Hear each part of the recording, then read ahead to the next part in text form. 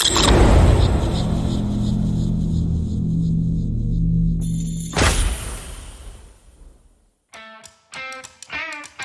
you're watching Global Energy Show's 5x5 series. I'm Rachel Gregory. Today, I'm chatting with Claude Mindorff, Director of Development for Canada with PACE Canada LP.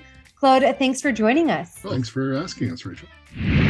Claude, can you tell us more about PACE Canada LP? What makes you unique in the clean energy space? We're very passionate about what we do here at PACE, which is largely the development of utility-scale solar projects. About 50% of our projects are located within the urban boundaries of small rural Alberta communities, which in itself makes us unique in the level of consultation with stakeholders that we need to undertake, and the interest from the municipalities themselves actually in hosting and contributing lands, the hosts for these sites. A lot of interest in small Alberta rural communities, trying to understand resiliency, both from an energy point of view, but also from a community survival. A lot of these smaller communities are losing population, losing industries. We see our particular brand of renewable energy, which includes utility solar, battery energy storage, and eventually green hydrogen, as the next infrastructure investment in these communities, which will bring other investment.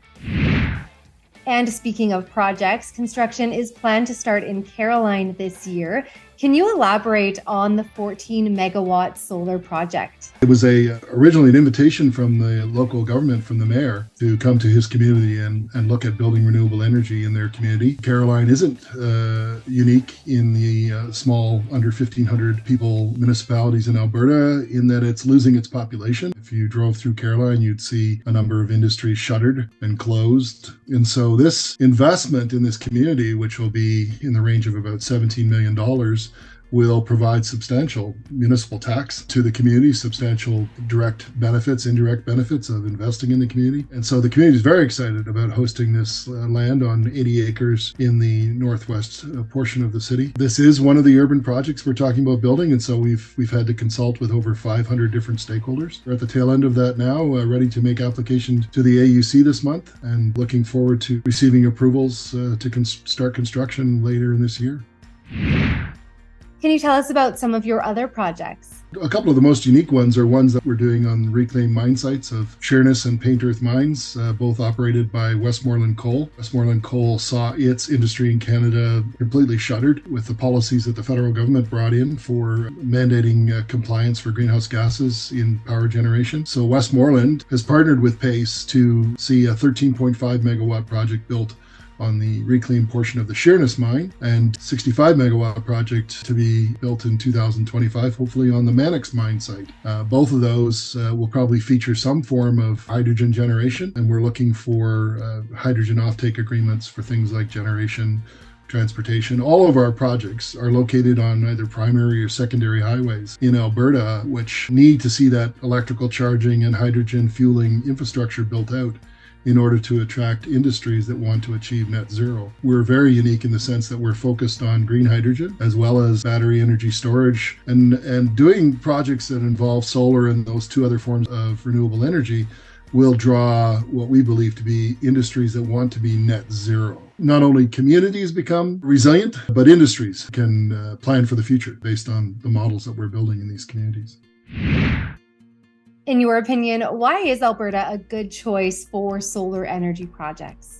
Everyone knows we're blessed with oil and gas resources that are second to none. The current climate change legislation in place, oil and gas is looking for cleaner, renewable sources of electricity to power their operations. So we really see renewables in Alberta partnering with oil and gas to green up a barrel of oil, to green up a gigajoule of gas, to make it a product that is still widely accepted around the world as the lowest possible carbon impact from fossil fuels. And we have world-class wind resources, world-class solar resources. I liken the solar resources in Alberta to Central California, essentially LA, without the smog. We have some pretty great natural resources as well as oil and gas, and together that's creating a great market for developers such as us to build.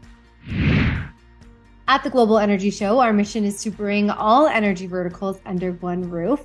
Can you tell us how solar energy fits within the energy mix in Canada and why it's important to support all energy sources? I've never been a proponent of one over the other.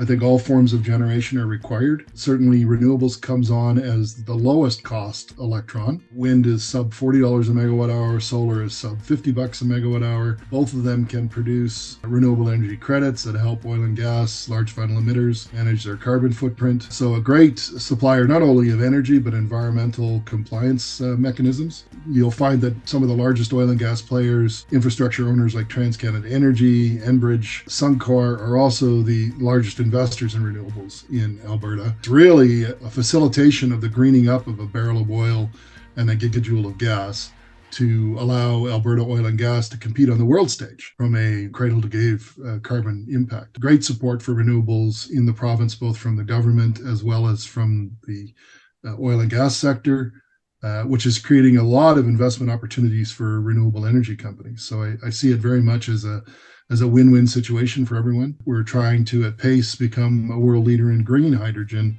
using our abundant renewable energy resources and in our communities, municipal wastewater as the source of water. So we're not competing with water sources with agriculture or farming. We also see, the promotion of renewable energy in agriculture as a big win for farmers. Thank you, Claude. It was great chatting with you today and hearing more about the work PACE Canada LP is doing in the clean energy space. Thank you, Rachel, for the opportunity. Thank you for watching Global Energy Show's 5x5 series. Be sure to subscribe to our YouTube channel so you can stay up to date on all of our latest videos. Please like this video and share it out to your network. We'll see you next time.